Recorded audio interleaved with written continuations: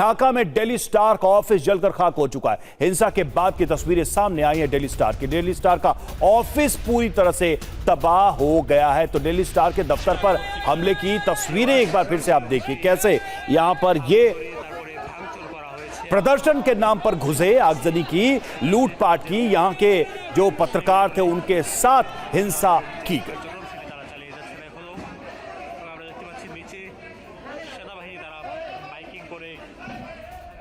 और देखिए daily star के दफ्तर में लूटपाट की भी तस्वीरें सामने आई हैं। एक तरफ हिंसा तो हुई ही, लेकिन डेली स्टार के दफ्तर में लूटपाट भी की गई। जो सामान रखा था, ये देखिए, ये लोग, ये प्रदर्शनकारी हैं या चोर हैं, आप समझ सकते हैं, क्योंकि गए तो थे ये प्रोटेस्ट के नाम पर, फिर हिंसा की, हत्याएं की, वायलेंस किया, और अब देखिए वहां से सामान भी जो हाथ लगा लूट कर ले जाते दिखाई दे रहे हैं। लैपटॉप लेकर ये जिहादी जाता हुआ दिखाई दे रहा। ऑफिस का पूरा सामान ऐसे ही लूट लिया गया।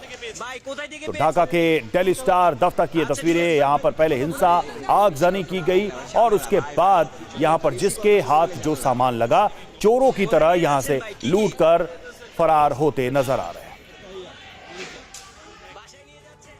और उस बीच डेली स्टार के ऑफिस में रेस्क्यू ऑपरेशन भी चलाया गया। सेना ने 30 पत्रकारों का यहां पर रेस्क्यू भी किया। आगजनी के बाद छत पर भाग गए थे ये पत्रकार जान बचाने के लिए, जहां पर स्काई लैडर की मदद से इनको नीचे उतारा गया और इनको बचाया गया। कट्टरपंथियों ने ऑफिस में आग लगा दी थी, इस वजह से छत पर जाकर इन्होंने अपनी जान बचाने की कोशिश की।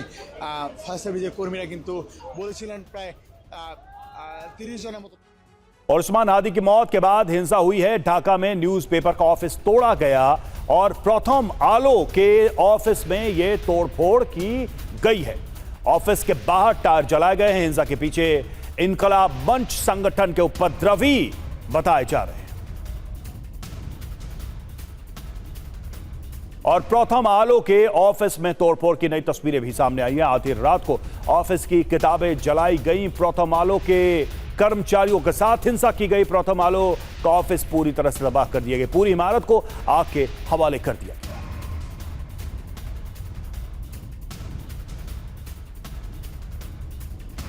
तो देखिए मीडिया को कैसे टारगेट किया जा रहा है। शिवाज सर हमारे साथ जुड़े हुए। शिवाज सर, अब तो बात यहां पर आ गई है कुल मिलाकर कि बांग्लादेश जलने जा रहा है एक ऐसी आग में जो कभी बुझने वाली नहीं है। कितनी बड़ी चिंता है ये रीजनल पीस के लिए, क्योंकि जिन लोगों को जेनोसाइड की तरफ धकेला जा रहा है वो कहां जाएंगे, उनके लिए कौन खड़ा होगा? शिवाज सर।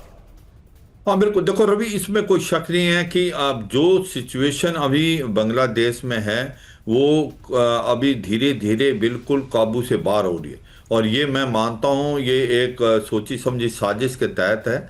और ये जो 12 फरवरी को इलेक्शन होने वो नहीं होंगे।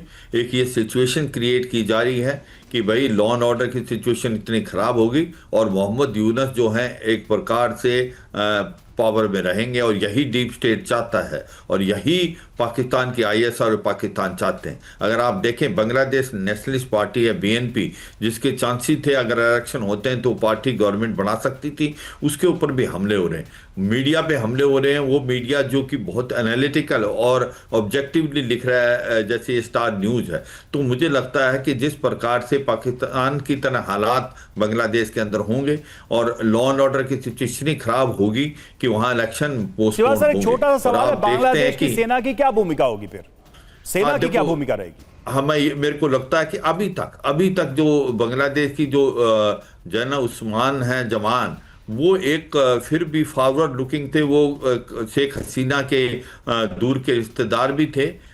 तो अभी तक जो फौज थी वो डायरेक्टली इन्वॉल्व नहीं हो रही थी।